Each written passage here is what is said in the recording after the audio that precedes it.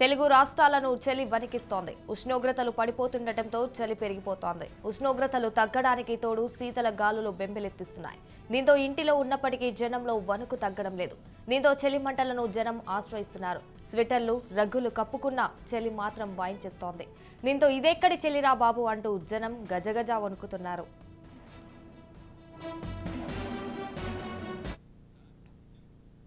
తెలంగాణ వ్యాప్తంగా రాత్రి ఉష్ణోగ్రతలు తగ్గుతున్నాయి. ముఖ్యంగా హైదరాబాద్లో ఉష్ణోగ్రతలు పడిపోతుండటంతో సిటీ వాసులు వణికిపోతున్నారు. పగటి పూట కూడా సాధారణ ఉష్ణోగ్రతలు తగ్గుతుండటంతో జనం తీవ్ర ఇబ్బందులు పడుతున్నారు. మరో 2 రోజుల పాటు పగటి పూట కంటే రాత్రి పూట ఉష్ణోగ్రతలు పడిపోతాయని, సాధారణం కన్నా తక్కువగా ఉష్ణోగ్రతలు నమోదవుతాయని అధికారులు సూచిస్తున్నారు.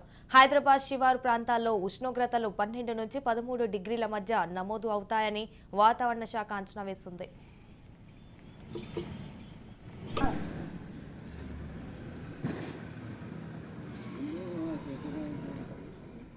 ఆదిలాబాద్, కరీంనగర్, ఖమ్మం సహా పలు జిల్లాల్లోనూ చలి వణికిస్తోంది.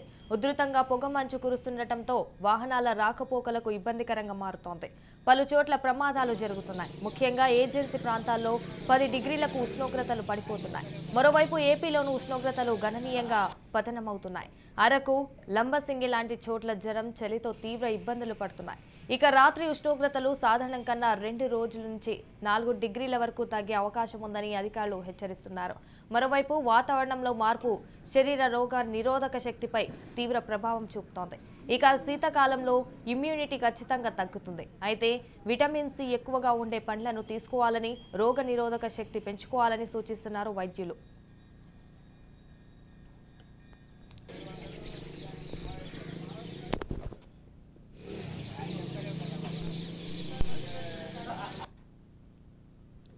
రెడీగా దీనిపై పూర్తి సమాచారం మా ప్రతినిధి శ్రీరామ్ ఫోన్ ఇన్ లో అందిస్తారు. శ్రీరామ్, చెప్పండి.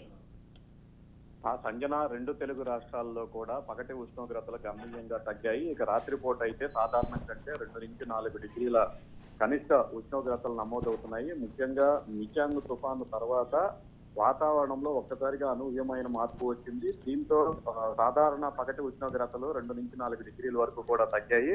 ముఖ్యంగా ఏజెన్సీ ప్రాంతాల్లోని అటు తెలంగాణ కానీ ఇటు ఏపీలో కానీ ఏజెన్సీ ప్రాంతాల్లో అయితే పరిస్థితి మరింత దయనీయంగా మారింది. కొన్ని ప్రాంతాల్లో సింగిల్ డిజిట్ ఉష్ణోగ్రతలు అంటే 9 డిగ్రీల లోపే పగటి ఉష్ణోగ్రతలు, రాత్రి ఉష్ణోగ్రతలు కూడా నమోదవుతున్న పరిస్థితి. చాలా చోట్ల మంచు కురుస్తా ఉంది. ఈ కోవలోనే రోడ్లు సిటీగా మారాయి. వాహనదారులు అప్రమత్తంగా ఉండాలని చెప్తున్నారు.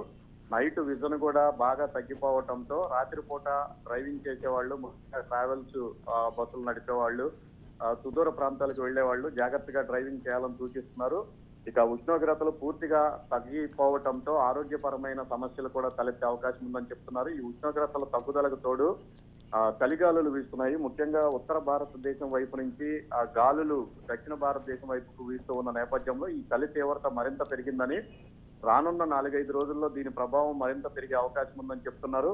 ఇక ఏపీ విషయానికి వస్తే ఇటు ఏజెన్సీ ప్రాంతాల్లో ముఖ్యంగా అరకు, పాడేరు, లంబసింగి లాంటి పర్యాటక ప్రదేశాల్లో అయితే వాతావరణం అత్యంత ఆహ్లాదకరంగా మారింది. పర్యాటకులు కూడా ఈ సీజన్ ను ఆస్వాదించేందుకు పూర్తి స్థాయిలో కూడా ఆయా ప్రాంతాలకు వెళ్తూ ఉండటంతో అక్కడ సందడి వాతావరణం అయితే నెలకొంది. ఉదయం 9 గంటల వరకు కూడా సూర్యుడు కనిపించని పరిస్థితి. సాయంత్రం 4 గంటలకే చీకటి అలముకుంటుంది. ఈ మధ్యలో దట్టమైన మంచు కురుస్తూ ఉండటంతో రోడ్లు కూడా కనిపించని పరిస్థితులు అయితే ఉన్నాయి.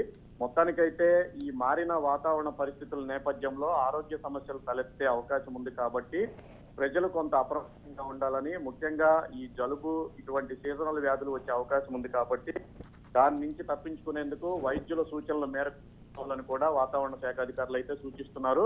ప్రస్తుతం ఉన్న ఈ వాతావరణం మరో 4-5 రోజుల్లో మరింత గణనీయంగా తగ్గే అవకాశం ఉందని, చాలా చోట్ల 10 నుంచి 12 డిగ్రీల లోపే ఉష్ణోగ్రతలు నమోదయ్యే అవకాశాలు కూడా ఉన్నాయని వాతావరణ శాఖ అధికారులు అయితే చెప్తున్నారు. సంజన.